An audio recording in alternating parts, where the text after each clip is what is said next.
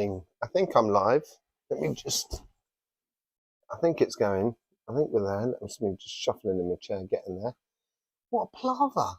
It was all set up and then it all sort of like went, just sort of skew with. That's a nightmare. Let me just check out, let me just get on to, so I can see the comments and stuff like that. How's everyone doing? I've seen there's comments there going on. Let me just check it out. Let me see, just so I can then see all the comments and stuff like that. You know, there it is. Make the comments nice and big, because obviously I'm as blind as a bat like everybody else. So I just want you to do that. So, hello, Kim. How you doing? Julie, lovely to see you. Jackie, lovely to see you. Thank you for the email, by the way, the other day, Jackie. I hope I explained myself. I'm not computer illiterate. I'm not that bad. I come across as that bad. I just don't know the YouTube system. Grab yourself a cuppa. I've got myself a cuppa. Are we all strapped in? Suli, how lovely to see you. Freesia, lovely to see you. Gillian, lovely to see you. Good evening. Obviously, if I get people's names wrong, I do apologise. But yes, all lovely to see you. Let me just also make sure my cameras are fine. Yes, it all seems to be fine. Let me just bring up the comments. There we go. We're rocking and rolling. What a palaver. What a palaver that was. Yes. So how's everyone doing? How's everyone's week been? I've been desperately trying to do some stuff on Cymatic TV, and this comes down to technical issues of actually doing a studio. So I'm dealing with that to try and film with various different cameras at the same time. Bit of a nightmare, to be honest. But I'm going to get there. You know, it's just the way it is. So the energies, you know, I'll recapture. I'll just recapitulate. I can't even say that word. Yeah, well, I'll go back over how things are going with the energies and so forth. There was an uptick on M flares, and we do have an M flare coming our way at the moment. It's going to be hitting the Earth at some point, and I can't exactly remember when, but it's going to be hitting the point. I think it's some point tomorrow. So that's that fire energy coming through. That's going to be affecting. If you look at your Astroflower, your individual flower, you'll be able to see what sort of petals it may be affecting more than anything else. But we also had Aurora. I'm going to get that wrong as well. I'll put my teeth in. Took Aurora Borealis's. Aurora's quite low on the thingy, and there wasn't a geomagnetic storm actually going on during it, so they're all very slight one that came to an end. So, and we've had these hurricanes that going zipping across the Atlantic towards the UK and so forth. And this is all to do with pole shift, and this is all to do with that conscious shift as well, which I've been talking about loads in the past, as it were. So, Lynn, hello, lovely to see you. So the energies this week here is almost through, and I talked about it a little bit about sort of like anticipation and stuff like that. And it seems to be still building at the moment. And I think this flare that's coming through tomorrow will release that anticipation. And it will help a lot of people who are conscious of the shift that's coming in. And when we're conscious of that shift that's coming in, I think for a lot of people who are already starting on that pathway in the new paradigm, in the new consciousness, a lot easier to make steps forward, and things should really start unlocking for quite a few people within that. So, I wanted to sort of like just sort of touch ground with everybody, seeing how everybody was in regards to the pathway that's opening up. Because I've noticed in a lot of the comments, certainly on the weekly readings, a lot of people have been talking about sort of like they can feel that, or they notice that things are starting to happen for them, that things are starting to fall into place, and things are starting arriving in their lives in order for, for them to follow their pathways and so forth. And that is really important. And I wanted to go into the bigger picture about finding our pathway in accordance to the bigger picture of what is going on around us. Are there recognizable signs that can guide us along the right path? That's it, Suli.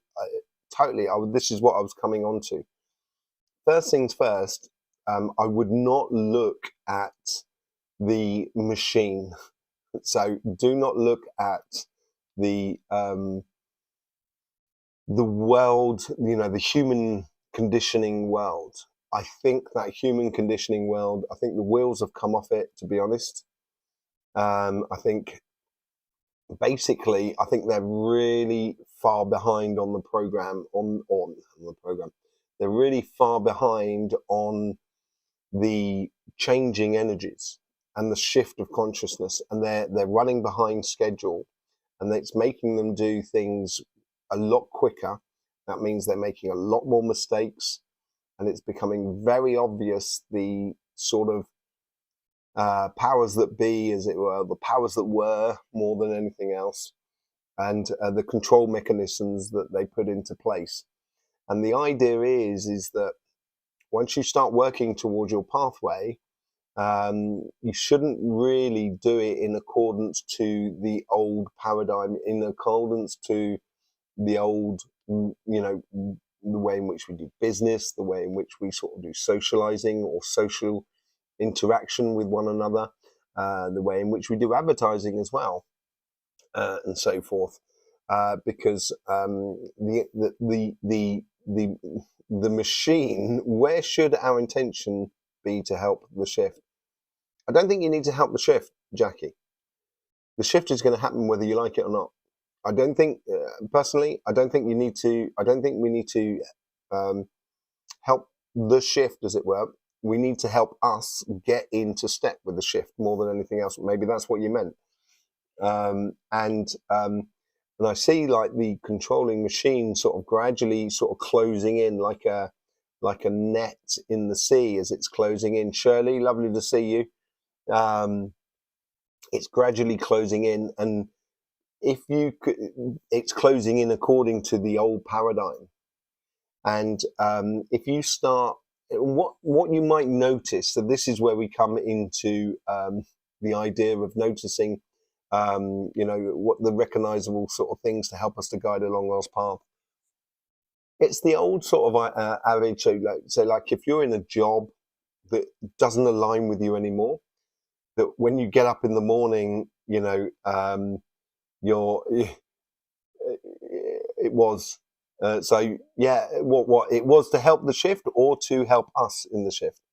So if you're finding the job, not necessarily the people and so forth, but that could well be a part of it. But if you feel that the actual job or the company that you're working for, or the company that you're working with, or the job that you're doing is no longer in alignment with,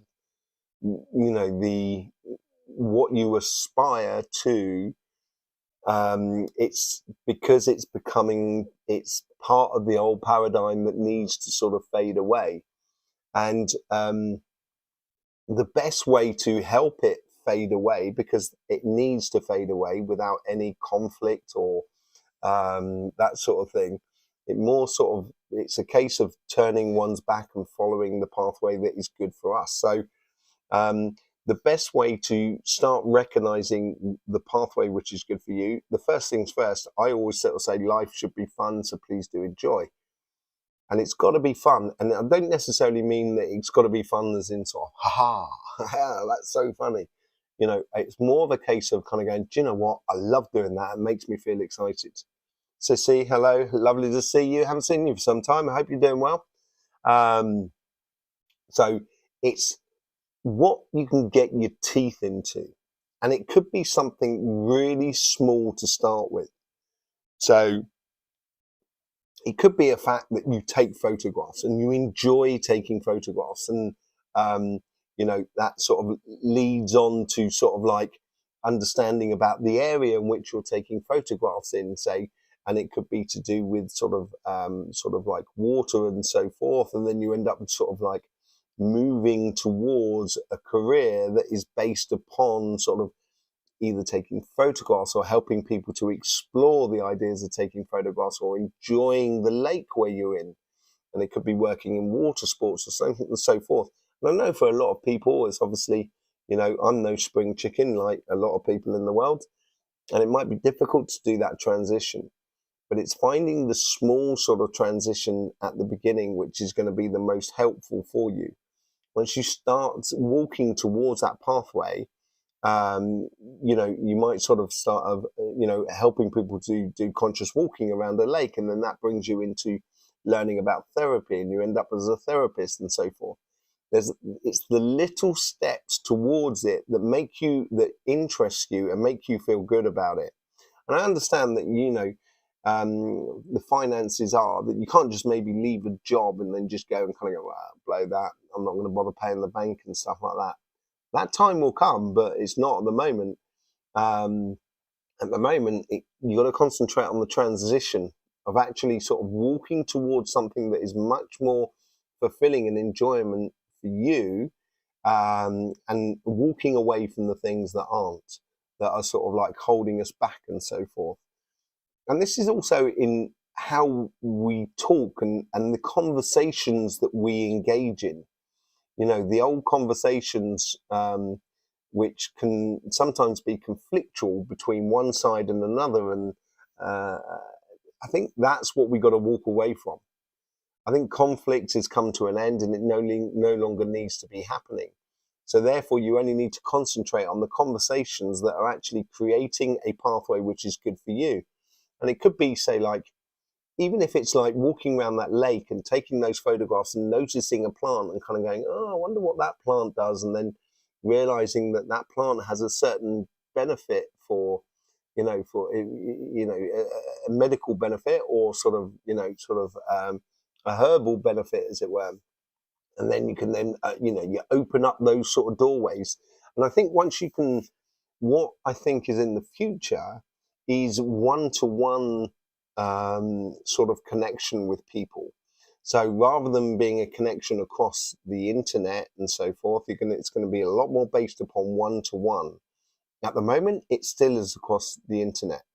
And I think the internet will still be there and communication will still be there for the time being. But it is working towards, our connection, not only to one another, but is also a connection to nature and so forth. So it's following those sort of things. I'm just catching up on the comments here. So are people finding following the gut intuition is getting stronger and going with the flow that floats your boat? I think that's a general question to the Astroflower family, really, that you're asking that to everybody. And I think I personally agree with that. It's following your gut feeling. And I'm starting to move on to that, where I have been very cagey about frightening people and so forth, because topics I can get into can make people a little bit sort of like skitty and so forth. And I don't want to frighten people, and I haven't wanted to frighten people, but the gut feeling is kind of, no, you've got to tell it how it actually is. And so I think in my work in the coming future, it's going to be a lot more sort of straight talking.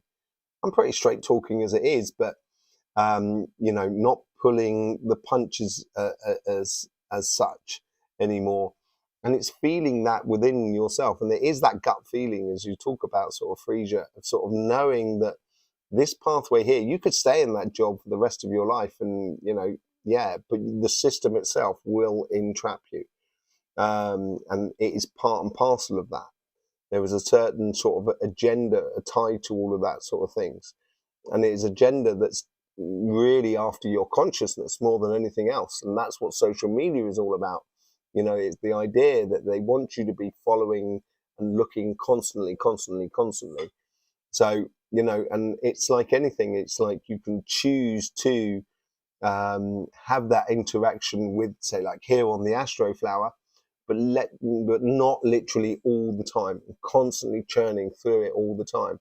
It's working back to the connection to one another, knowing your neighbor, knowing the people that are around you, connecting to nature and bringing your connection into the conversations that are around you.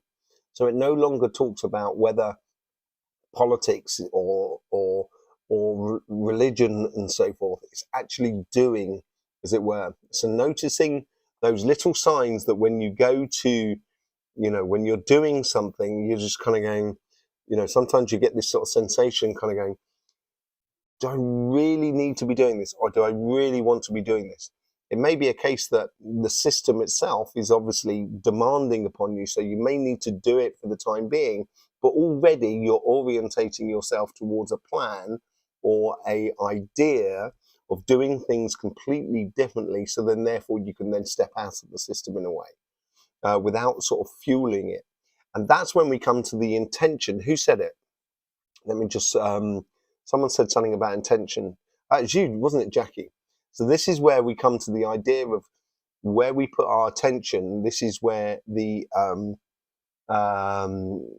this is what, energy follows. That's what people say.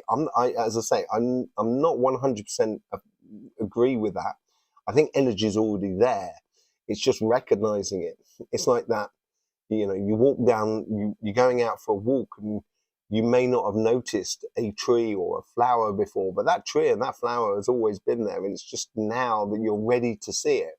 And it's a little bit like energy in a certain sense. Once you're ready to actually see the magnetic fields of energy, it will show you. And energy tends to only show you auras and so forth when you're in a place that you're ready to see it. So it's not going to upset you too much. And this is recognizing on the simple things at the very beginning, am I serving a purpose for myself, but also for the greater good? And you may well be in a company that does that, that does serve, does really good things. And it may be a case of kind of like maybe investing even more in that company in a certain direction and try and helping it to go into a certain way. But it is our, if we start putting our attention or intentions into the pathway of what we should be living, of what we want to be creating, the moment it's like, have you ever seen, like you can have two plants. You can talk to one plant and be very loving to it, and another plant you can be really horrible to it. Sorry, I'm only joking. You can be really horrible to it, and it won't grow. I have plants that whenever I've got plants around me, they just tend to grow all the time. But it's like that, and it's, if you look at it of like the shift is kind of sort of ignoring aspects of life, not ignoring it, but not giving it your attention, not giving it your energy, not more than what you need to, before you're in a position when you can completely let go of it and kind of go, do you know what? I'm moving away from that. And the moment we start doing that, that's when, that entity or that company will be kind of going, oh, look, please come and pay attention to us. And then when, because we're not paying attention to them, that's when they start sort of faltering and they no longer become part of the world that is in our future. So yeah, it's all about feeling that sort of gut sort of sensation, completely listening to my gut. You've obviously hit on the term here, Frisia, because it is the gut and it is the solar plexus. We talk about the heart and following the heart and everything like that. And we've heard that over the last 20 years. The heart chakra is everything. The heart is everything. And I've consistently said over the past 20, 30 years within my workshops and everything I do, the heart has its role to play, obviously, but if you can't just follow one thing. And I think this is the return of the gut in a certain way. It is return of the solar plexus. That determination and kind of going, no, thanks, I don't want that because I want that. And I determinedly go towards that other thing and making steps to do that. And that starts by enjoying things. So it starts by sort of saying, do you know what? I'm going to go for a walk and I'm going to go and have a look at this lake, or I'm going to go and I want to go and listen to this type of music or play an instrument or go and visit this person. And, once you start going towards it, that's when you can realize you're not giving your time over to things that don't really give you the solutions to the situation more than anything else. Can external influences obstruct the development of one's journey? Totally. This is what I've been talking about, and I seem to have been talking about that a lot more, about distractions. And, that is the whole sort of social media, that is the whole sort of geopolitical sort of thing that's going on. It's all to do with the religions. It's all to do with all of those sort of things are there to distract you from what you should be doing. Once you start doing what you should be doing, all of those things there will not have any sort of weight or they won't have any value. That's the word I'm looking for. They won't have any value upon your path. And all of a sudden you're going to be sort of like kind of going, do you know what? I don't actually need to listen to it. So a lot of us here, and I can imagine it if I say, how many people has watched the news or listened to the radio, sometimes called the second brain, the gut. Oh yeah, totally. But it is, the cells in the gut are made from the similar sort of cells that are in the brain. And there's a huge amount of things that go on in the gut. And this is why I talk about sort of like listening to your body rather than listening to your brain. Your brain is beautiful. It's absolutely amazing thing. It really is. But it is nothing. Your brain is nothing without the rest of your body, because your body is feeding your brain with information. That's why all the nerves from your brain, they go from your brain, they go across your body looking for the answers. And then your brain can then kind of go, right, that's the logical path that I should be following. And that logic, that common sense, that is what is changing now.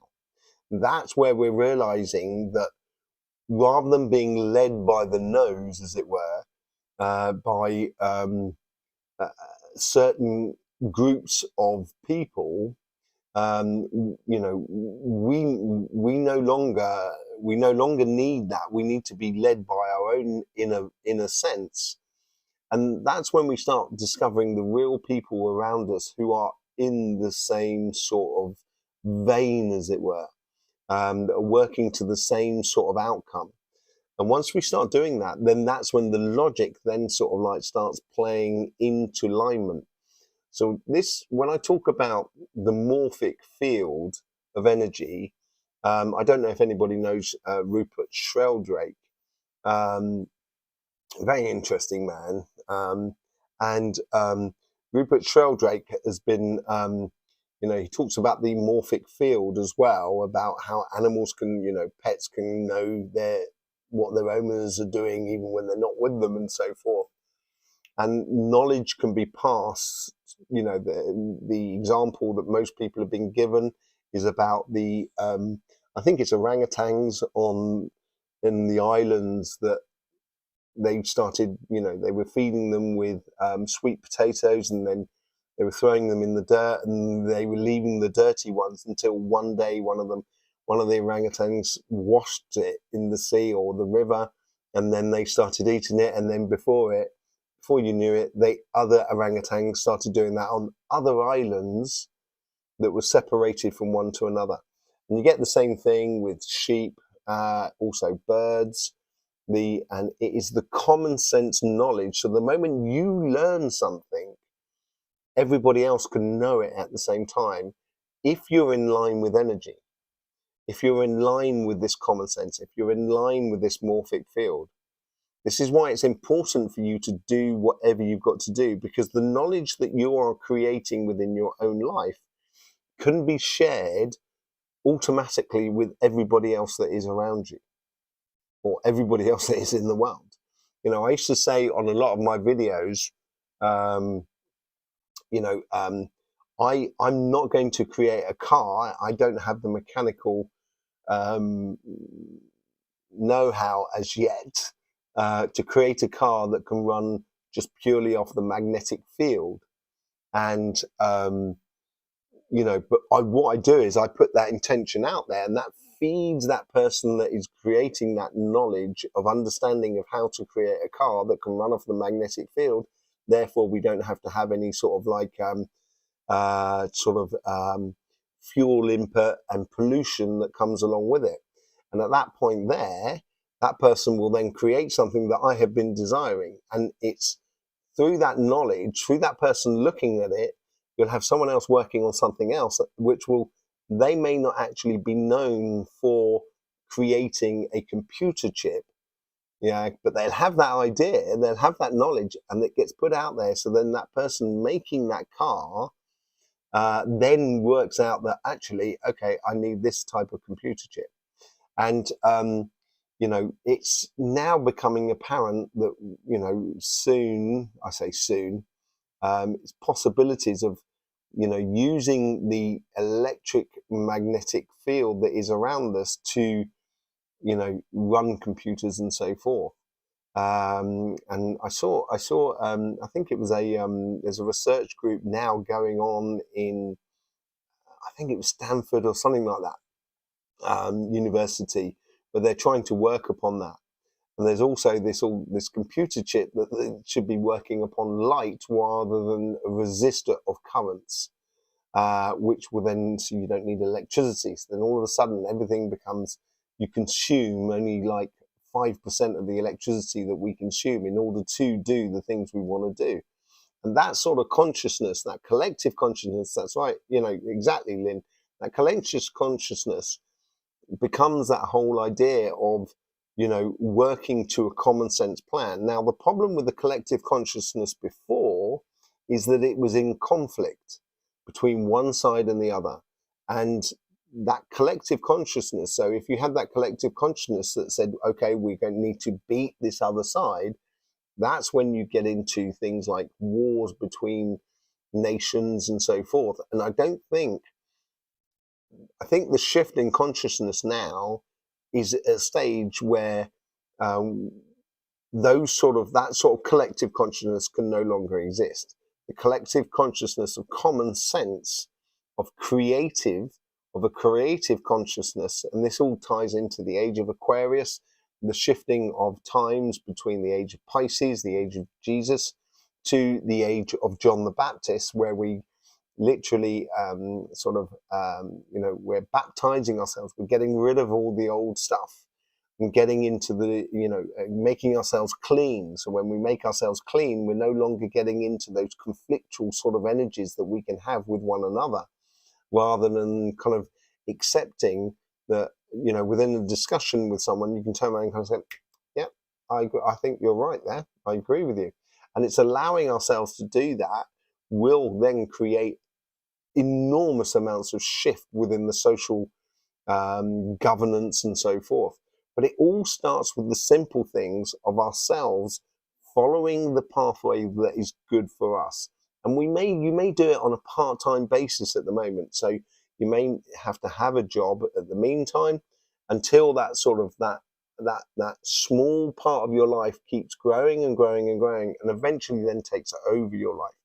So when I was running my school of healing and I was teaching, and I had a lot of apprentices that were learning about healing and so forth, I was explaining to them, I said, at some point you do have to give over to it. A lot of people had part-time jobs and was doing sort of becoming a therapist on the side. And at some point you've got to go all in. And that's what and it will happen, this moment of flipping and transitioning from one thing to another. And it starts off with the little steps, which makes us feel a lot more sort of fulfilled and enjoyment and excited about what we're doing and what we're conveying and so forth.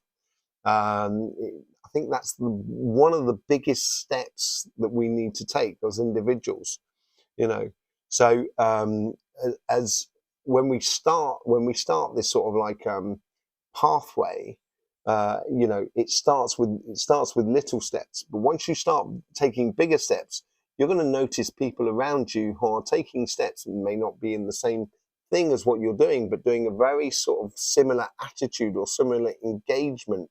And that's the sort of people then you can then connect with. Once you're connecting with them, that's when you start connecting with a greater body of people that doesn't have an agenda apart from the idea of just exploring and creating life. And once we get that, that's when the ball starts rolling, and there's going to be no stopping it. And I think the lumbering system that we have created, this bumbling thing that we have created, that we put a cross on a bit of a paper once every 4 years, and then that's our only real participation in it, no longer satisfies people. And it no longer, it certainly doesn't do what it says on the tin. And I always sort of say, when you look at the word parliament in French, if you break it down into two things, you've got parler, which is speaking, and ment, which is lies. So it's the house of speaking lies. So I think it's almost built in itself, its own failure is built into itself. And that's what's gradually sort of coming through. And it's starting to recognize that. So it's starting to recognize it on a multitude of levels, recognizing what you enjoy in life, what makes you tick, just the simple things that make you tick. It could be as simple things that kind of going, do you know what? I really love cooking this particular way, and I love these types of food. And then discovering why, what good do I get out of onions? What good do I get out of, say, like garlic? And you should never cut garlic. You should always crush it, because then you get the mixture of the two elements that go together that create a third element, which is very, very healthy for you. But if you cut it, you don't get that mixture of those two elements. That's why you should always crush garlic. But it's learning about those sort of things. It's once you start learning about those sort of things, it's a snowball effect. It can keep going and going and going. And those are the things that we are going to need in the future, much more as we go into pole shift, because the actual controlling system will fade away at some given point, and we will have to rely on one another. And I think that's all part and parcel of connecting with other people. And once you do start following your pathway, as I said, you will be able to connect with other people that are around you. And even if you're not even doing anything or creating a job or anything like that, it's being part of the idea. It's being there, supporting the movement or the creation, as it were.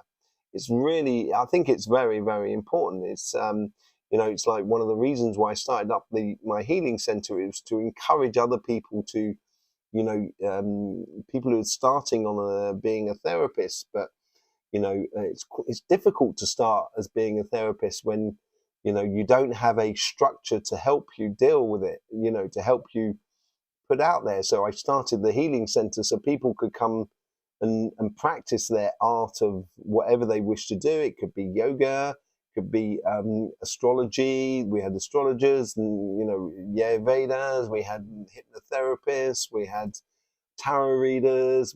There's loads of stuff, and it's just giving a place where people can feel at ease without having to put out lots and lots of money to rent a room and to have all the the advertising. It's really difficult to make your voice heard in a whole sea of other people that are trying to do similar sort of things through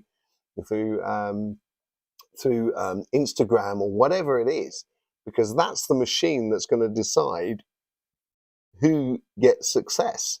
And that's where the machine is having problems now, because that is, people are walking away from it and turning their back to it as we go forward. And once we sort of once you start those sort of like small steps, eventually it's going to replace the system we have at the moment once we've gone through all the pole shift sort of situation.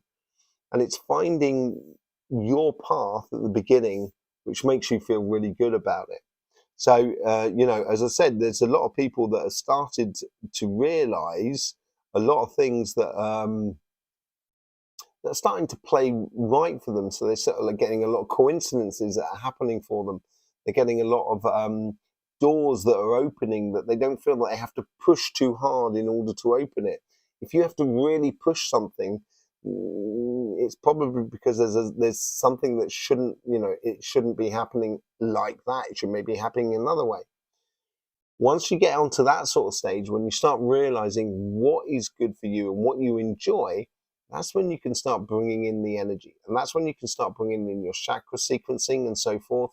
So that when you start working to a certain rhythm within life, and where you put your forces, at what time to apply your solar plexus in a project, what time to apply your heart. And that can, that rhythm can be can happen multitudes of times during one single day. But once you start feeling that and understanding that there's that morphic field that is around us that's constantly feeding us, the energy that is feeding us, or that we are, that we are just a conduit for. And if we get into a line with it, it's going to make life so much easier. Rather than trying to paddle the canoe up with a river, we're going to be sort of going with the flow, which I've forgotten who said, I think it was someone said that a moment ago, someone going with the flow and stuff like that. And following those sort of intentions, and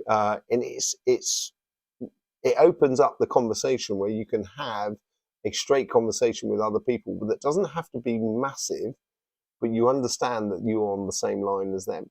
And I've seen massive changes within people that I know who are looking at life completely differently. Even now, over the past sort of like 2 or 3 weeks, I've started noticing it within my friends and family that, people have a different approach to life. And I think that's got to do with that conscious shift that's sort of happening at the moment. So, are you noticing it within the people around you? Have you noticed any sort of changes in the people that are around you? Have you noticed some people that are just seriously not getting it and that are becoming slightly more distant from you and so forth? Because that's what's finding the shift is all about, and getting into alignment with the sort of energies and so forth.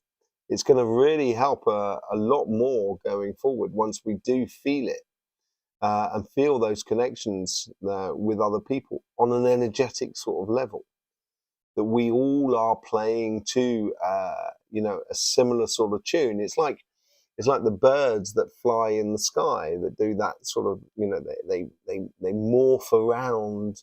And yeah, it's a defense mechanism against hawks and so forth, but at the same time, they don't bump into each other.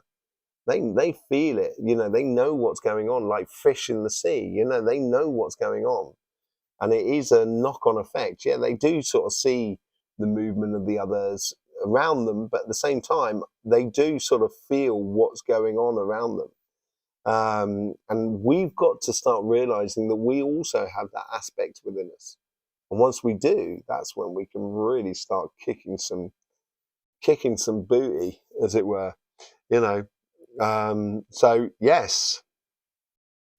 Okay. So is this a long shift or will it be sudden?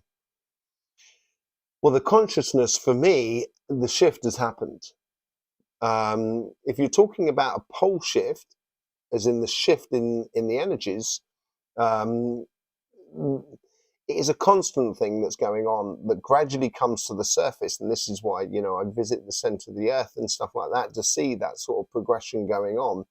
And it is coming to the surface. And once it does come to the surface, once we break through, it's going to be, there's no going back. We will be discovering a whole new continent, like a whole new world of energy. And if you like it on a physical level, I've forgotten who it was.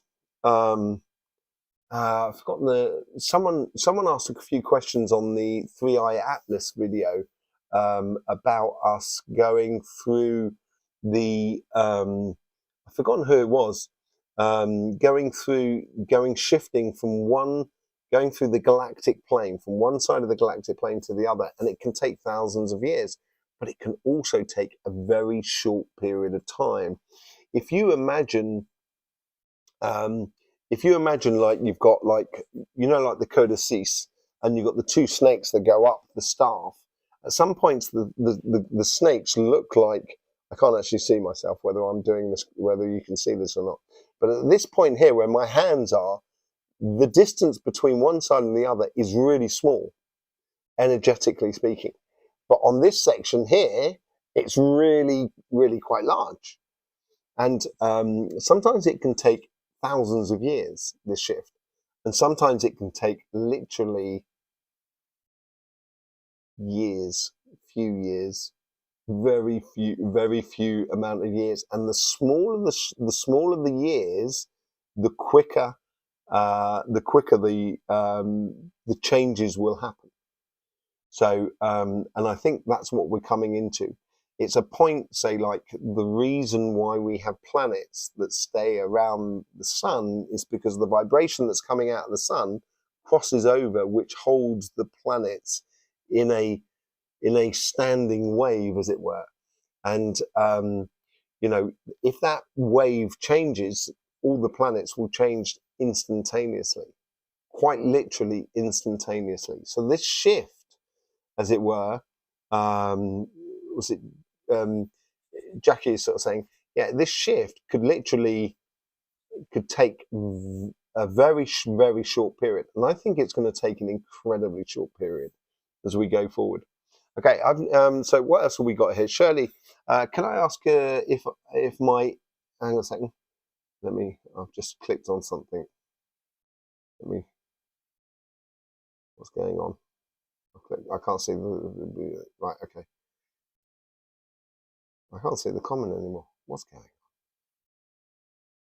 on? Okay, so, oh,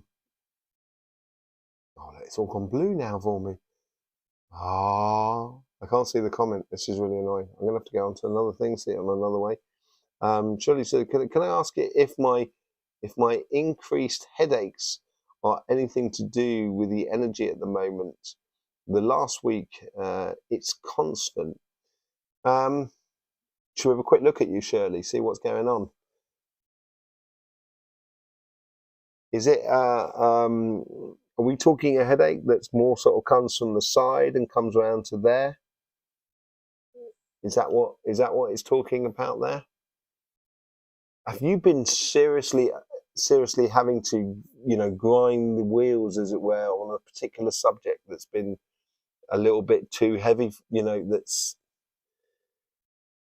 demanding a lot on you at the moment? That's what it feels like, you know, and it's like you're concentrating too hard. I don't know if anyone's done any skiing or anything like that. You know, I used to do snowboarding quite a lot. And the more you just go with the flow and you allow it to flow, the easier it is. And I think it feels a little bit like there, Shirley, that just sometimes you're just trying too hard and trying to overthink things and stuff like that. Let me have another look on your gut as well, if you don't mind. How's your diet going at the moment? Has that been particularly good? Have you been eating well and so forth? It seems like that's got a little bit of an issue on that as well. Why is that gone to that? Oh, there it goes. It's come off now. So now I can see the thing again. Okay. So yeah, could it be something to do that? Because it normally wouldn't. I don't get headaches. I haven't taken a medication. Oh, blimey. I can't remember the last time I took a medication. And I'm even talking about, you know, paracetamol or what was the thing you used to take? Is um, uh,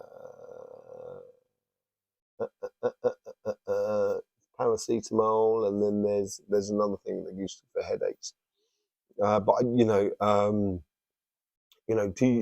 Jackie, thank you very much, Jackie, absolute star. Thanking you very much. You know, yeah. Have you been concentrating on it? Okay, right at the front, Tom. Moving home in a few days. So it's on the right at the front. Is that right? Moving home in a few days, so perhaps. Okay, so you've been traveling, have you? Well, have you been dealing with something that you've had to deal with, and it could be like a family issue or business or something like that that's just made you have to really focus on something that this is where, you may find that you're not in, that's one of the signs maybe in a way that sort of kind of going, I'm concentrating on something that I shouldn't really be concentrating on. Is that what you may be thinking or feeling? Uh, you know, so yeah, headaches.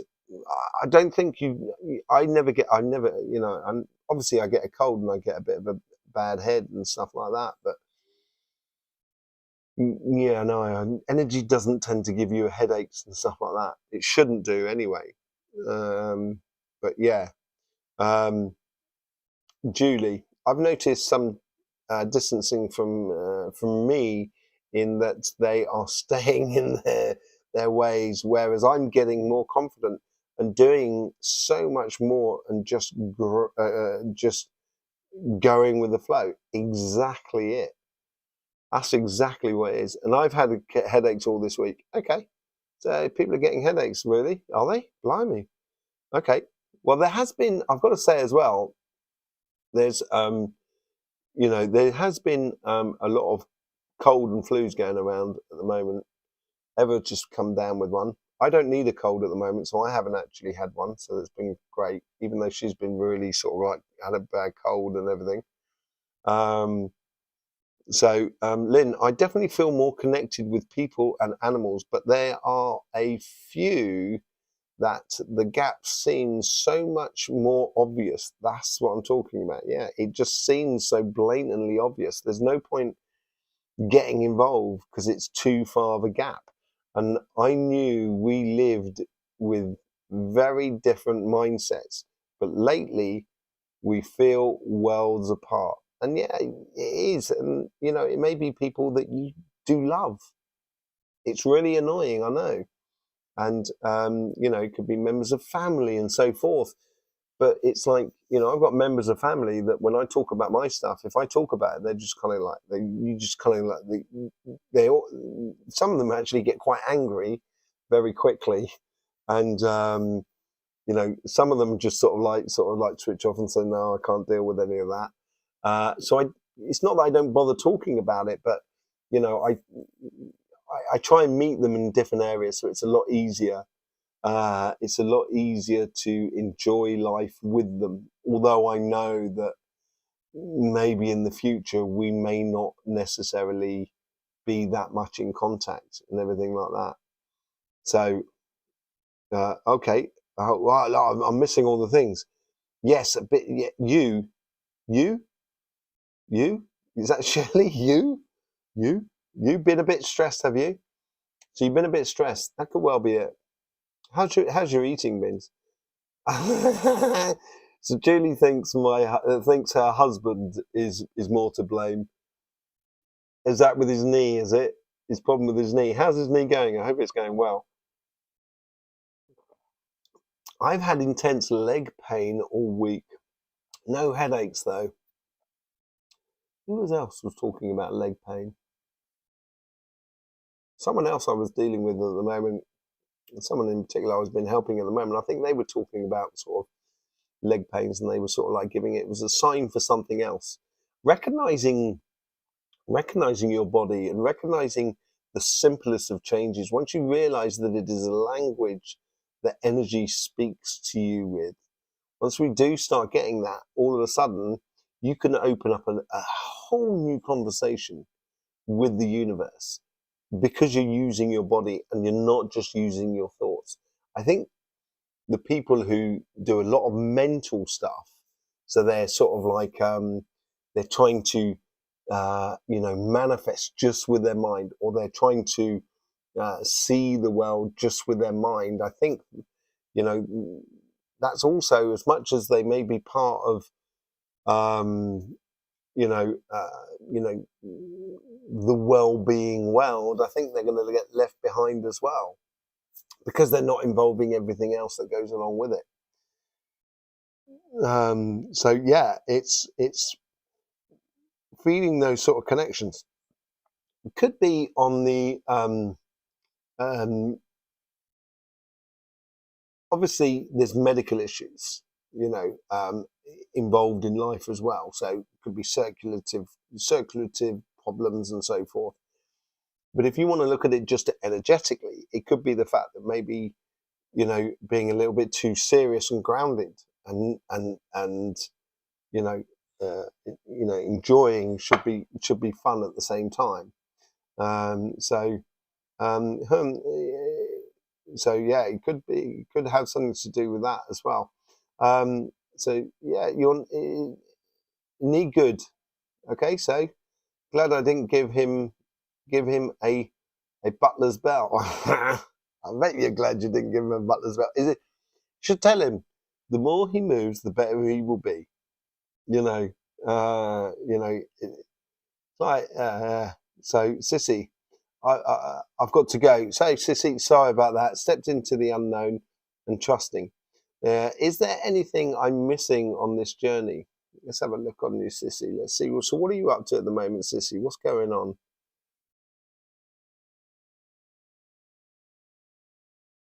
You've got huge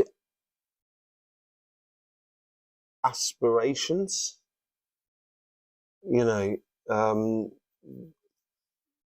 Just being yeah, blind spots. Okay, so I can get that. There is a huge amounts of aspirations. Adelia, hello, lovely to see you. Sometimes we can blind ourselves with our own expectations, and it feels like your heart is just so sort of like you just so want the best that sometimes the realistic or the reality of something might be eluding you. Is that right? In French we say trop bon ton con, which means you're too good, makes you an idiot, sort of thing. And not that you're an idiot, Sissy, not at all.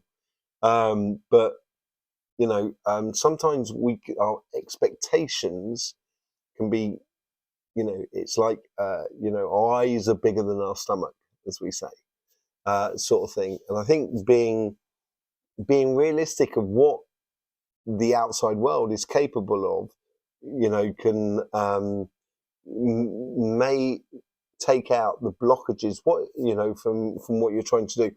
What are you trying to do at the moment, Sissy? Have you got time to tell me that before you've got to go?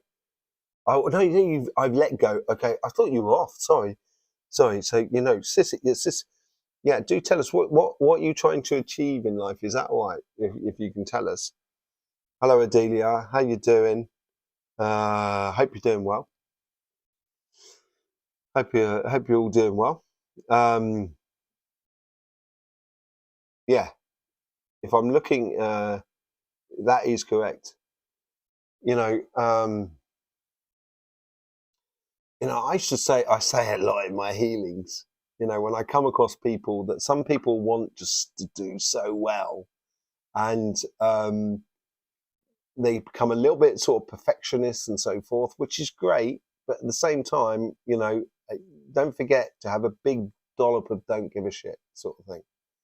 It's okay. It's fine. You can get it wrong. It can go wrong. Don't worry about it. It's fine. Being a lot more sort of like easier on yourself, and certainly I wouldn't get your hopes up on expectations of the outside world. If you can't achieve it by yourself, then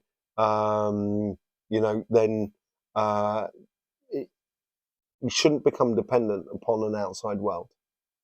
What you should become is once you start walking your pathway, then what you're doing is you're helping other people to walk their pathway. And I say this a lot. I say the universe is built upon the idea that as long as I'm okay, everything else can be okay, rather than when everybody else is okay, I'm okay. And it doesn't work like that. Left the matrix, rented a small place in the woods, right? Okay. So you've taken yourself completely out of the matrix. Maybe you've gone way ahead of the curve. it's almost as if like maybe it's a case like you're waiting for the rest of the world to catch you up. That's a big possibility. It's like the energy is sort of kind of going, yeah, you're there. You've got to wait for others, so you may feel like things are blocking you. What are you trying to create in your small place in the woods? What are you trying to create? What are you trying to create in life? What are you waiting for, and so forth? We are creatures of collective. You know, it, that's what it is, and don't necessarily have to all live in the same house. That's for sure. But we are tribal, and leaving the matrix, if it's just the electrical matrix, I can totally get that.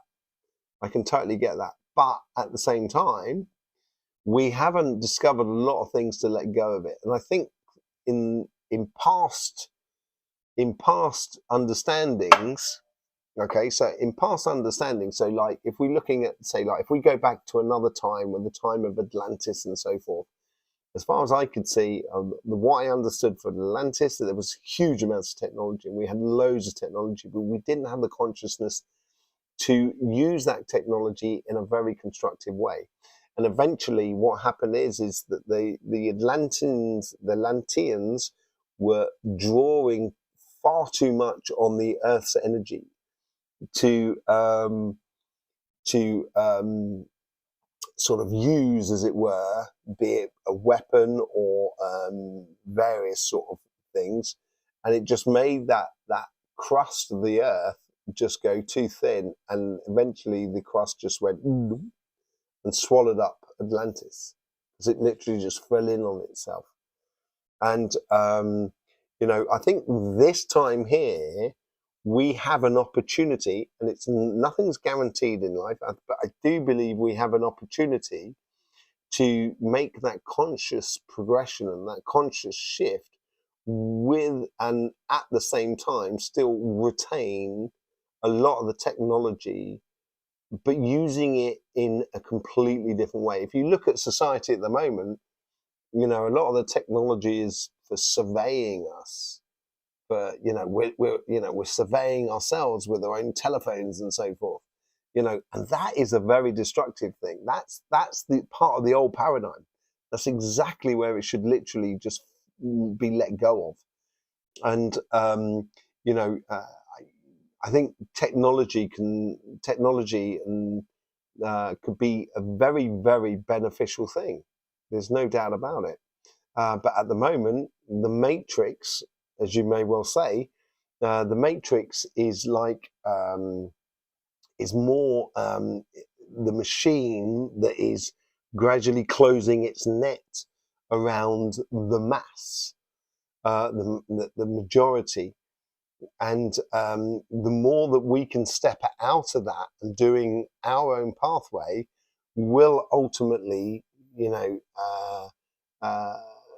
free everything up. Because once that net's been taken out, then there's going to be a lot of space around. I'm an artist, waiting for love, of course. But a higher spiritual connection. Okay. Yeah. Have I not seen your artwork? Have I seen it online? I'm not too sure. It might not have been you I saw. But okay. So you're an artist waiting for love. I wouldn't wait for love. I'd go out and get it. If you want love, I'd go. Go out and go out. Love is sharing a moment with another person, and closing yourself up in a forest is all very lovely and everything like that. But if you're gonna have to wait for a walker to walk past, as it were. But I get out there and explore. So maybe it's a case here of taking your art to the world. That's what maybe you should be doing. There's a lot of people that I've helped to develop when I was in France and the Pyrenees, and I will be going back there at some point.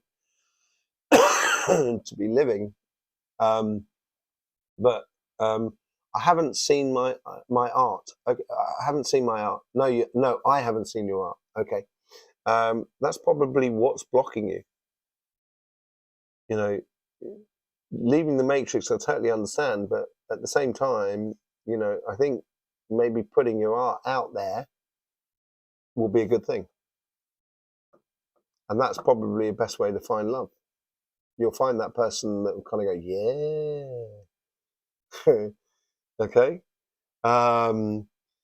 And the Atlanteans knew it was against natural law to do what they were doing, but did it anyway. Yeah, totally.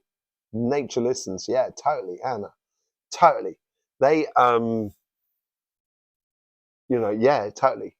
It's because they didn't have that consciousness. The consciousness that was still built upon a duality of them and us and so forth. That's what the problem was. And that's why it wasn't natural. It wasn't natural. It wasn't that common sense. There wasn't a common sense to it. And, the world or the vibration will give us everything that we possibly need. But if we start, putting it all into one thing and sort of like using it as a leverage on another part of the world, another part of society and so forth, then, eventually it will be our downfall. Totally. The Atlanteans, it's like the Babel's Tower. It's the same story. It's all part and parcel of that same sort of thing of, in Babel's Tower, it grouped together multitudes of different parts of societies that have multitudes of different types of languages, but within Babel's Tower, you had one language that was allowing people to open up discussions between different people who spoke different languages and so forth. And because it became its own tower, it almost closed off the outside world, and the outside world became fearful of it, and that's what brought down its own destruction, as it were. It's a very similar sort of situation. It's a similar sort of, it's almost like the tale of Atlantis as well. And this is where we've got to understand that we can actually share this with everything and everyone that is around us. So a bit like now, and what we are shifting away from. Totally. This is Jackie. Totally. We are shifting away from it. And people are walking away from it all the time. All the time. I wouldn't be surprised if people just give up voting, which at the beginning may seem incredibly dangerous. But, if you imagine that you started, started investing less in the system, then maybe it become a lot less important. But it does feel like that now. It does feel like that there's a lot that's being used and to exploit another, certain part of society, if that's what you mean, Jackie. And I totally get that. Totally up with that. It's, yeah. And I think that they're going to come a cropper. They're really going to come a cropper. Once you can, once you learn about energy and can see energy and so forth, it becomes a no-brainer. Really does become a no-brainer. It becomes very blatantly obvious what sort of direction you should be going in. It doesn't make it easy. Life is always going to have its difficulties and its challenges more than anything in life. And it could be a challenge on an emotional front between one person and another, and it could also be on a physical sort of sense. And but once you start getting in alignment with the vibration that you can feel within yourself, then at that point there, you can always find common ground with people. that's where the creation or the constructive part of life comes into play, you know. So my solar plexus at the moment is talking to me, and it's talking to me. If you imagine there's a solar plexus, it's playing on the bottom left-hand side of my solar plexus. So it's almost sort of saying, sort of saying to me, bring the energy back to very simple and concrete things that we can actually do in order to make the steps from one side of the world, from one side to the other, or the steps upon our pathway to get to where we should be going. And energetically, the moment we start feeling our body, it's very easy to sort of kind of realize what we should be doing. So if I was, let's say, like you're trying to be a therapist or so forth, and you want to get it out there, you want to be seen, you want to do lots of advertising, reels on, Instagram and stuff like that. And you're doing a lot of that. Your body's telling you, no, do be connecting with local people, physically connecting with people, make that ball rolling physically. Once you start listening to that part of your body, then you become a lot more practical in what you do, and therefore you're going to get a lot more results. Okay, how do you personally see energy? If you can comfortably share. I can comfortably share because energy will only show you what you're ready to see. Okay, so if your eyes, your pupils are concerned with the physical world. It's concerned with the material world. So it gives you your focal point.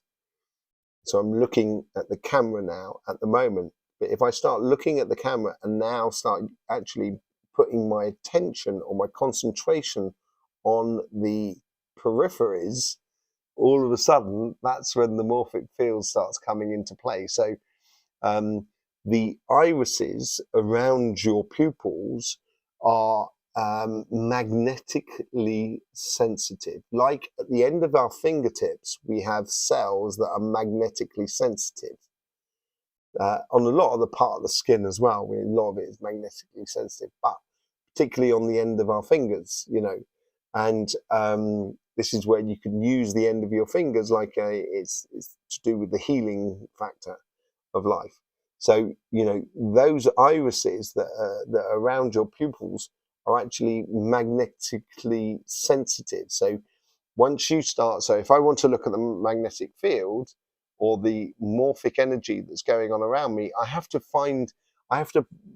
basically, my pupils, I have to relax my physical focal point. So once I relax my physical focal point, then the periphery I will then start seeing the morphic field of energy around me. And that's how it does it. So, and it's not, you're not actually looking with these eyes here. You're looking with that eye. So that's why it will only show you what you're ready to see. And the thing is what people tend to do. So if you're looking at energy, so if I start, there you go. So if I stop so now I've got, my concentration is on the morphic field, on the periphery, but the periphery now is everywhere in front of me. It's completely in front of me. And if I get I'm getting like a movement of energy that's coming in from this side here. If I then kind of try and look at that physically, it all disappears. Do you know what I mean? So that's the question is afterwards is, what am I seeing? And that's where the whole conversation comes into play. And that's what I teach on my workshops. So basically on my workshops, over the first weekend, we start connecting the receptors. So receptors such as the physical being, the emotional being, the energetical being, the sort of like the spiritual being. You start connecting them all, so they're actually all talking the same language. Once they're talking the same language, the information that you receive becomes a lot more spherical, if you like. So that's what I teach on my workshops. There is people are starting to book up on the workshops. If you want to come on the workshops, you're more than welcome to. You'll find that in the description below and so forth. It's I'm trying to. So this is from Julie. I'm trying to see auras. Got the field around the person or object, but struggling with colours.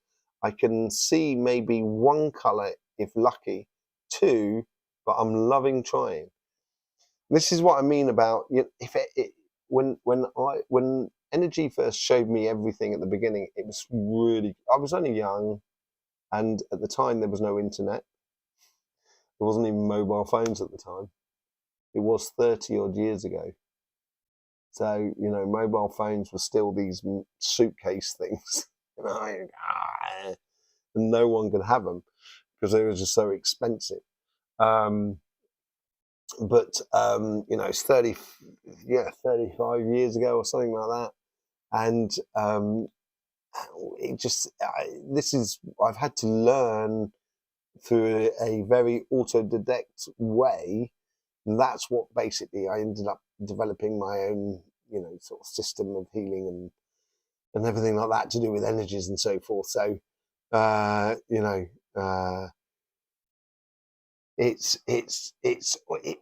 it almost won't show you because it doesn't want to confuse you.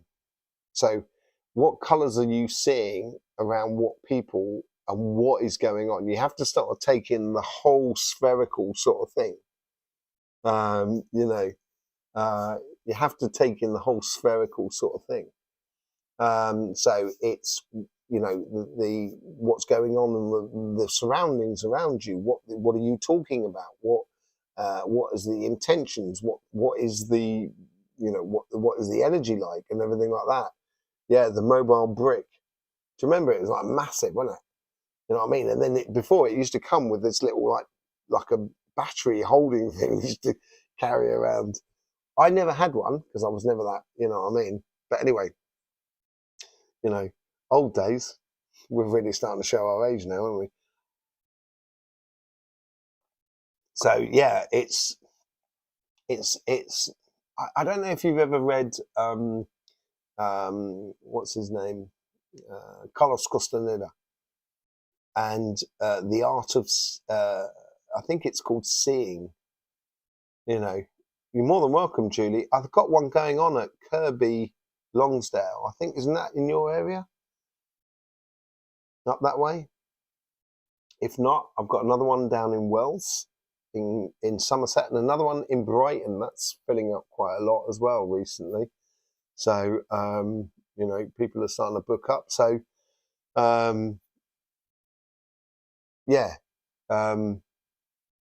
Carlos Castaneda. Nearly lost what I was talking about there.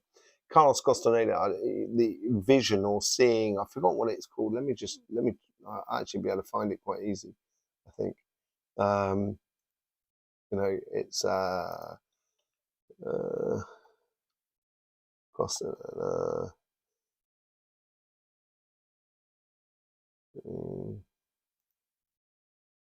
I forgot what the book's actually called.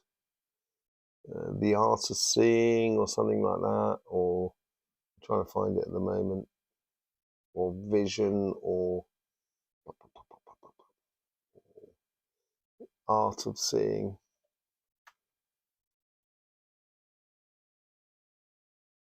Oh, here we go. The Teachings of Don Juan. Knowledge, The Art of Dreaming, Carlos Castaneda, The Art of Dreaming. Oh, here we go. All of his books there. I can't quite see them all, unfortunately. It's all about seeing. So basically, in those books there, the Don Juan. Let me get back to where's the. I lost your comments now. Oh blimey! Look, it's all gone. There we go.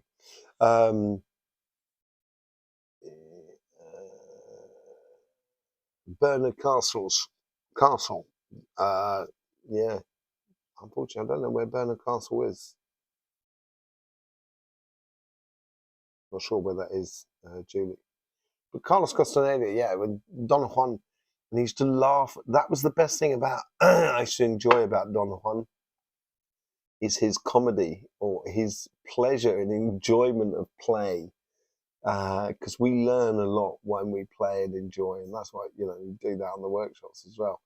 But it was all about the art of seeing, and he's sort of saying, he was saying to Carlos Castaneda, he's saying like, you know, you don't see because you're not ready to see, and it is a bit like that. It's like you get to see energy when we're ready to see the energies, and it will become really Darlington. What county is in Darlington? Where's Darlington? What county is it? Obviously, they got the racetrack in Darlington, surely.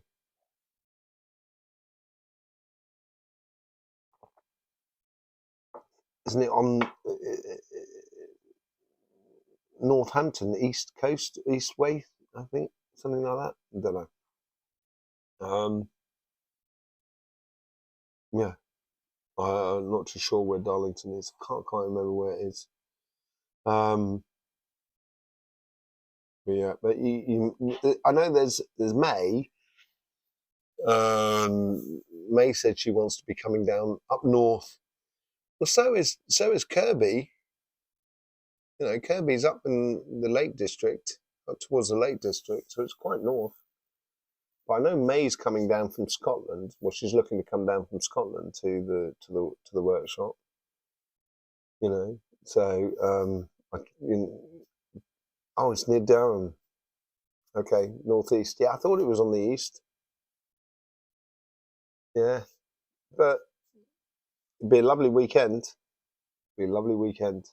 You're more than welcome. You'll be more than welcome. And it does. I know. It's that's all right, Sissy. I hope we managed to answer quite a bit for you. This is what I mean. Getting into the conversation that there's a common sense, because I probably need to get out there as well, and explore and doing things, So you're not on your own, Sissy. You're not on your own. So yeah, it's finding that it's starting with the little things more than anything else. I think that's really important. Yeah. Carlos Costaneda, The Art of Seeing. Have anybody got any questions, any other sort of like questions in regards to, it could be for anything to do with healing, could be to do with spirits, could be to do, we should do another spirit one as well. I wanted to do one today, actually, talking about spirits and stuff like that. I'm having a good think how I can do it. I'll find a way, one way or another. I'll be doing those, the sources. The first workshop's called The Source. And I will be doing, there will be a second wave in the future. The people who come on this wave here can then do the second workshops, which is all to do with seeing auras and dowsing chakras and dowsing auras and stuff like that. There's another 2 workshops after that you can do that's all about the human energies. Before we can go into lots of other things and learning about healing systems and if you so want to. But if it's not this time around, it might be the next time around, Julie. Yeah, I wanted to do connecting with spirit and stuff like that again. I wanted to do one this weekend, and then I kind of thought the shift is really important for everybody to get involved with, and get on with, as it were. So yeah.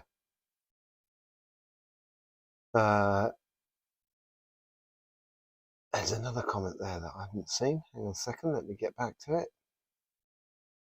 Are you off, Suli? Okay. Have a great week yourself. Enjoy.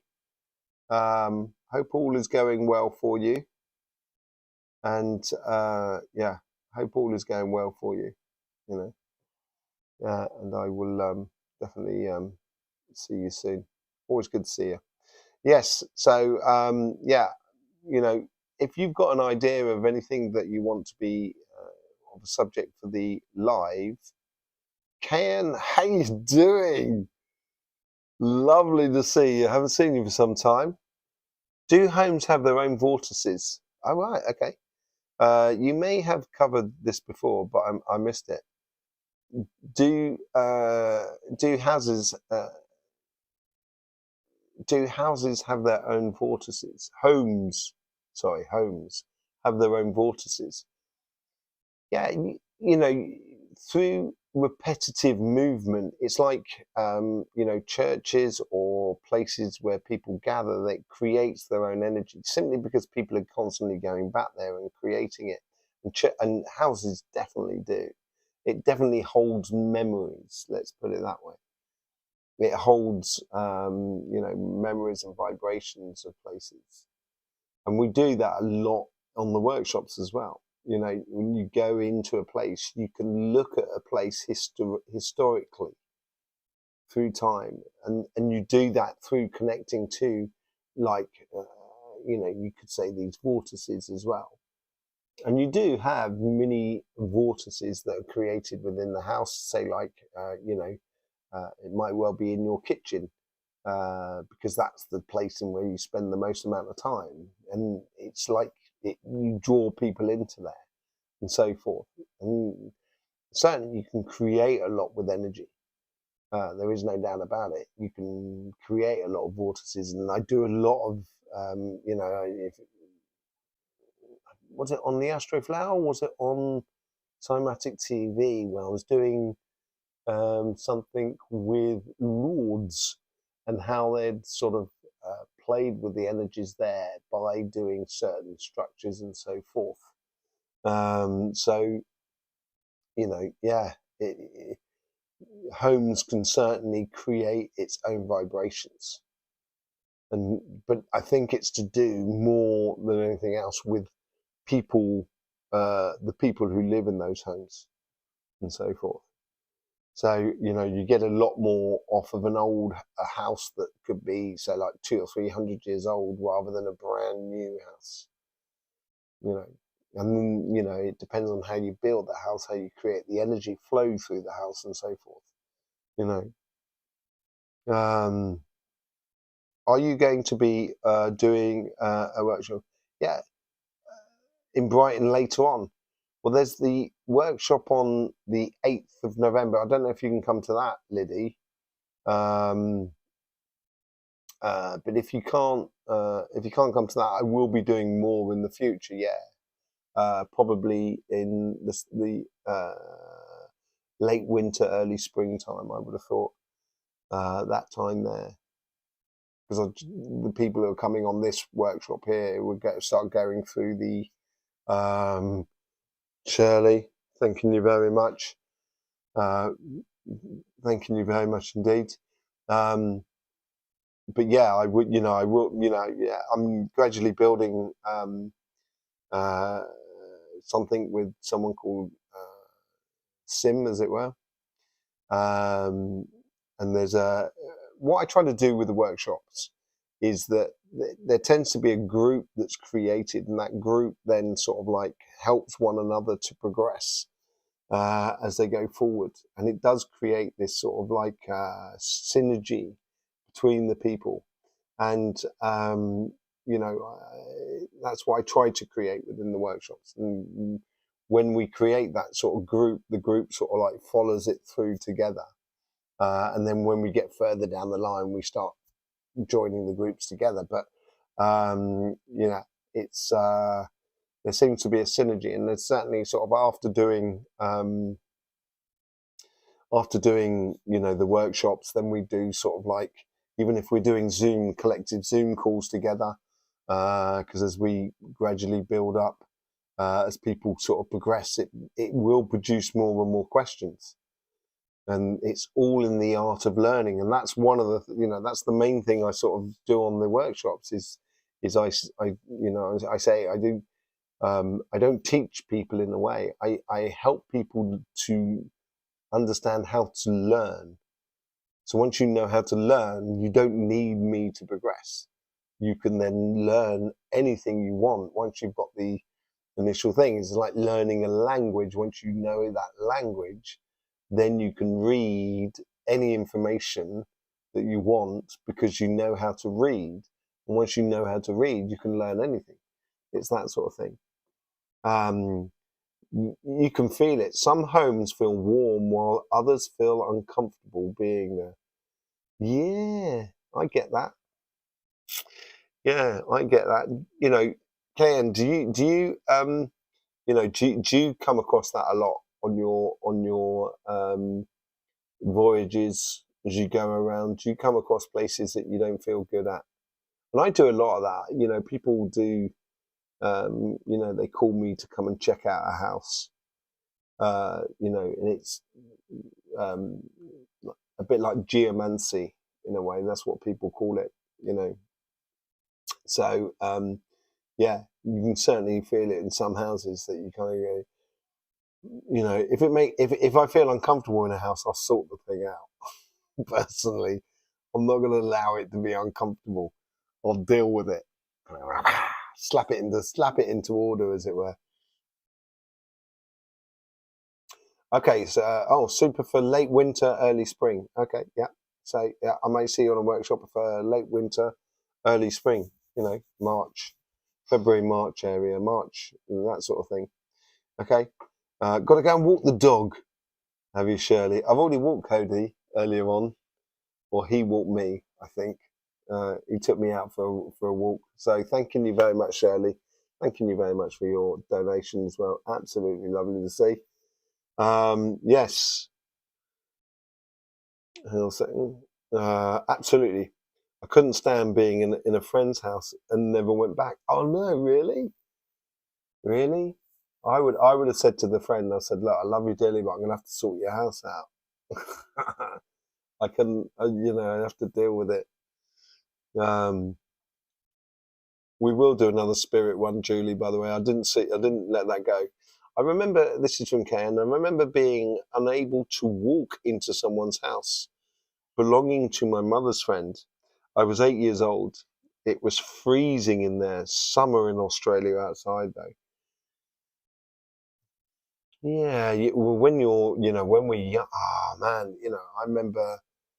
I remember one of my kids having a bit of they were very young, about that sort of age, about 8, and they got freaked out about this house, this manor house that we were walking past that was opposite, and I totally get what he was talking about, and one of my children was sort of saying there's a spirit in there that's not very nice, and I had to go and eventually I had to deal with it because the big manor house was in a park, and I didn't want one of my children to not be able to go to the park and enjoy themselves at the park, you know. So yeah, it's I can understand that in the young sort of sense. Um, I don't know. Do you know when I was a kid, I don't know. It's really weird. I never had that sense of I felt invincible. Not that I felt invincible. That's not the right word. I didn't feel that. I didn't. If something didn't feel right, I just kind of, oh, it doesn't feel right, But there was loads of stuff that I used to get into, and I used to see loads of stuff as a kid. But I can understand that. Yeah, totally. There is places that it doesn't feel right, but I wouldn't allow that to dictate to me because it's a dead energy. It's an energy that's been imposed by a person or a group of people or over time and stuff like that. But it's not a natural energy. Once you can get past that, you can deal with it a lot more. It's a lot easier to deal with. But obviously, when we're 8 years old, we don't know that maybe. And I totally understand that. I totally get that. My last house was horrible to live, horrendous to live there. 10 years and hated every moment. Really, Julie? Blimey. Used to feel eyes watching and shadows. Oh yeah, spirits. Man, that's a dead giveaway these days for me personally. When I walk into a place, you just can see them wandering around, kind of right. I'm not having this. I'm a real matter of fact, not having this. I'm going to deal with you lot straight away. Tend to deal with them. It was 100 degrees Fahrenheit outside, but I went home and got my mother's fancy shawl. She wasn't happy about me wearing it. Oh dear. Was she really sort of like kind of going, what? She think, oh my, that's it, my, Kayan's gone off the deep end. Yeah, you do. This is what I'm talking about. When you're doing the workshops and stuff, this is what I mean about connecting different sort of things. So you can actually feel different temperatures in different places. You can feel different things. It's also you can emotionally engage in different things in different ways. And once you can tie it all in together, maybe you'll be able to sort of see the situation for what it is. It's possible that you had like a vortice or a portal that had opened up that is like a blister on an energy line there. You know, I owned a unit many years ago and told my then husband that I felt like that my energy was being dragged underground. Found out that there was bodies buried underneath it. Blimey! Yeah, well, that's a bit horrific. Yeah, yeah, well, this is it. It's that sixth sense. Do you feel that sixth sense is becoming hugely more important? Or much more sort of I wouldn't say intensified, but more clarified. It seems to be more precise these days.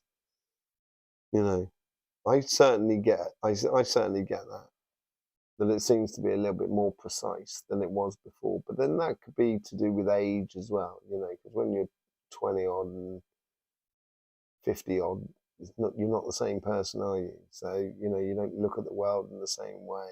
Maybe it's, you've got a little bit more sort of time and stuff like that. But I feel like it's a little bit more intense or a little bit more, a little bit more full on. Yeah, my house was on a highway where they used to hand people. Used to hand people? What do you mean, Julie? Hand people? Handle people? Harbor people? What does that mean? Is that a spell check thing going on? Yeah, yeah. So a lot of transition going on then, obviously, if your house was built upon that. You may think that things are really just sort of like flowing through, and nothing was stable enough for you, and so forth. My other senses have always been important, but now they seem to have expanded outwards, more inclusive of all the animals around. Yeah, that's the other thing.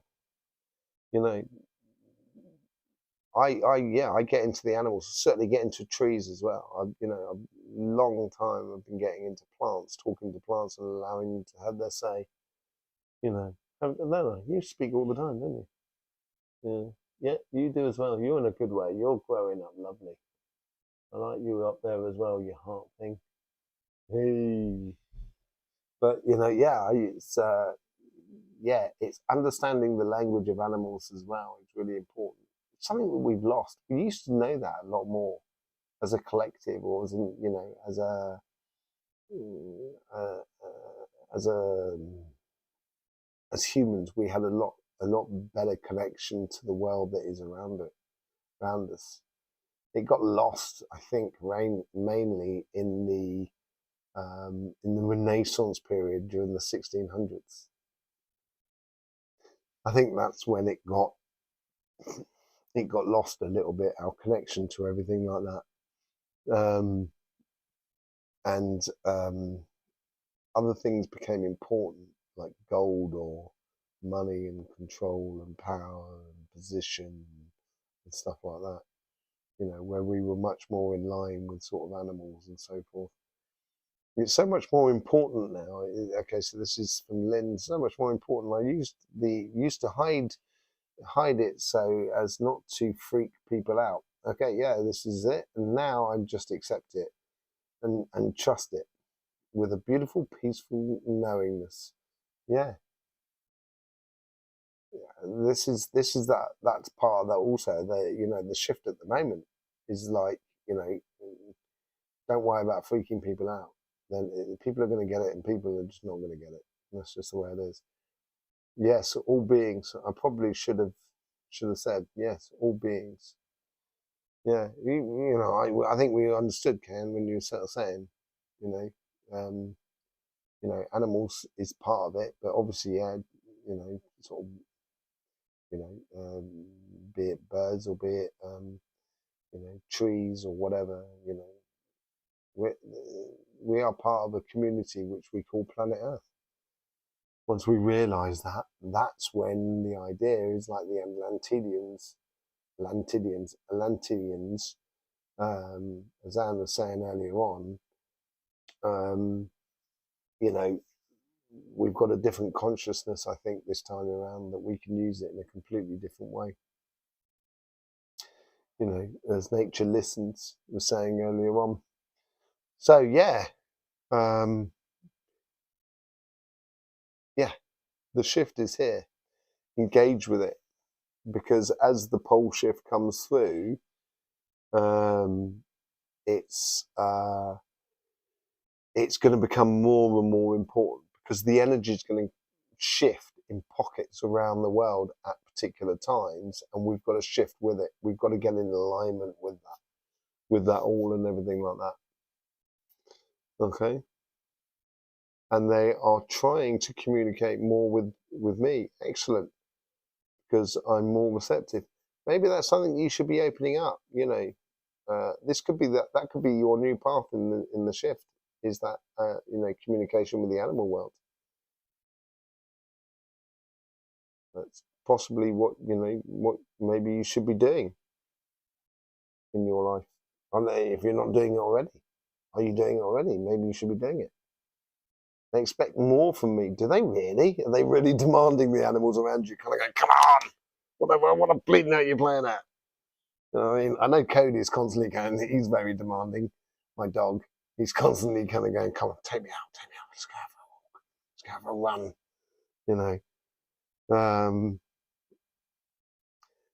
I think you should expect as much as you should expect from yourself. I always find that animals are very forthright. They're honest. They don't pull their punches. Animals. They tell you if they don't agree. They tell you if they do agree and stuff like that. I've been more sensitive to stories since moving out in the woods. Stories?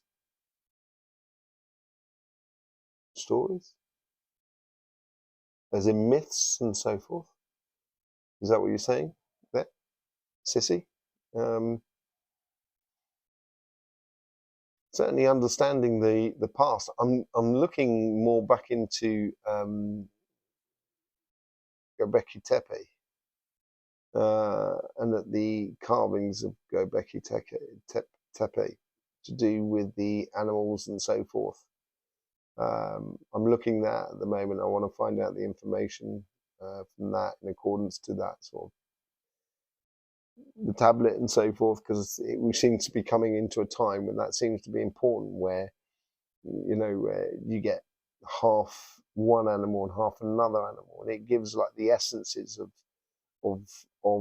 the the energies of those animals.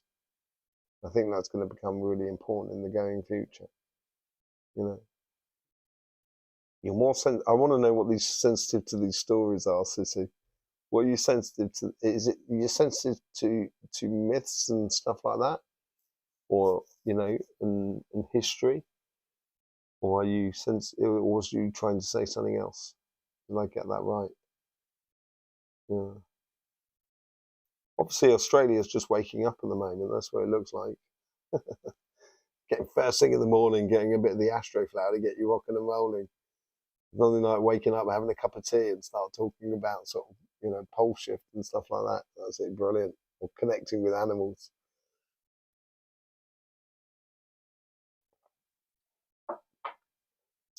So yeah, no, it's lovely to converse. I'm going to let everybody go now. Not that I'm keeping you here, but yeah, of course we'll be here all night. I have to do things tomorrow as well. It's been lovely to see everybody. I hope that sort of like helps everybody to sort of like start those little steps or the steps into the new pathway of the shift, as it were, and realize that you're not alone and we're all part and parcel of it. And I've been more sensitive to sort of. Oh, I'm sorry, no, I thought you'd replied then, Sissy. Yeah, so I hope it's helped everybody out. And once you do start on that pathway, and I think most people are realizing it, once you restart on that pathway, all of a sudden the steps become a lot bigger, and we can start really taking some massive steps forward. Frisia, night, lovely to see you. I hope you're doing well, and I will see you soon in the future, no doubt. Enjoy. Thanking you, KM, for coming in and putting in a completely different question. It's absolutely lovely. Nature Listens, thanking you for being here. Lynn, thanking you very much. Sissy, thanking you very much. Julie, thanking you very much for being here. Absolutely beautiful to see. Shirley, I know you're out walking the dog, but thanking you very much. Liddy, lovely to see you. Suli, I know you've gone, but thanking you very much. I'd like to sort of say it as well. Jackie, absolutely beautiful to see. Thanking you very much for being here as well. Odelia, I hope you're doing well. Thanking you very much for being here as well. Yeah, lovely to see everybody today, this evening. Do enjoy. Kim as well, thanking you very much for being here. And also, Gillian, thanking you very much for being here. Yes, and we will see you all very soon. Lovely to see you all. And if you've got suggestions about any particular topic that you want us to sort of explore, pop it in a comment on any video. Doesn't matter what it is, because I do look at every single comment at the moment. If I'm getting hundreds of thousands of comments, but I'm not. So, just pop it in a comment anywhere and I'll pick it up, or stick it on an email to me. So then I can at least then sort of like do a bit of background information, checking and meditating on the question and so forth. And we can do that. It'd be great to do another spirit evening, connecting to spirits here and now and gone, as it were. Maybe I'll see you on the workshops. All links in the description below. It'd be absolutely beautiful to see you all. Yeah, thanking you very much. Spirits, that's what it was, Sissy. I wanted to know. Thanking you very much. More sensitive to spirits. Those forest spirits, they are great. Do you know what? I love walking through a forest in the middle of the night. I love it. For me, that's when it sort of comes alive. The forest, to a certain extent. Obviously, it's beautiful during the day as well, but yeah, it's really enjoyable. Interesting. I'm glad everybody finds it interesting. Life is interesting, isn't it? Life is interesting, and it should be fun. So I guess don't forget. Please do enjoy, and I'll see everybody very soon. The moment I know how to sort of turn this thing off. Okay. So, yes, ciao for now. Bye-bye, one and all. Love to you all.